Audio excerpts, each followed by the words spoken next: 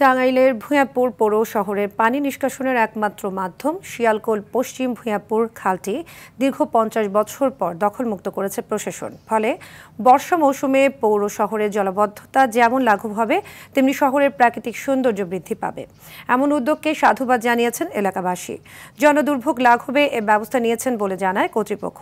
টাঙ্গাইল থেকে কামাল হোসেনের পাঠানো তথ্যচিত্রে বিস্তারিত জানাচ্ছেন আব্দুর রহিম। টাঙ্গাইলের ভুঞ্জাপুরে শিয়ালকোল খালটি দখলমুক্ত করে খনন শুরু করেছে প্রশাসন। একসময় এ খাল দিয়ে চলাচল করত বড় বড় নৌকা। এ খালের কারণেই গড়ে উঠেছিল শিয়ালকোল হাট। কিন্তু কালের বিবর্তনে বহমানে খালটি নাব্যতা হারাতে থাকে, আর সে সুযোগে পর্যায়ক্রমে বেদখল হয় খালের দুই পার। এখন খাল পুনরুদ্ধারে স্বস্তি ফিরেছে এলাকাবাসীর মনে।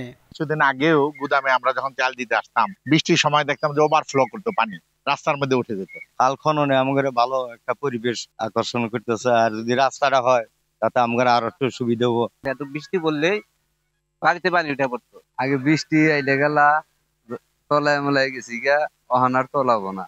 পৌর কর্তৃপক্ষ ও উপজেলা প্রশাসন জানিয়েছে, জনদুর্ভোগ লাঘব, জলাবদ্ধতা নিরসন ও কৃষিজমি রক্ষার পাশাপাশি এলাকার সার্বিক উন্নয়নের জন্য শিয়ালকোল খাল দখলমুক্ত করে খননের উদ্যোগ নেওয়া হয়েছে।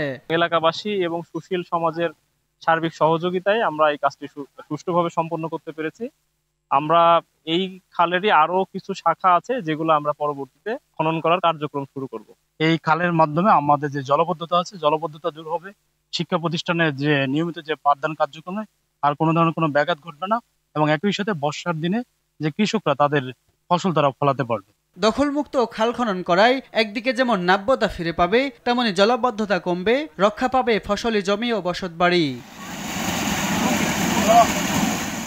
আব্দুর রহিম, RTV।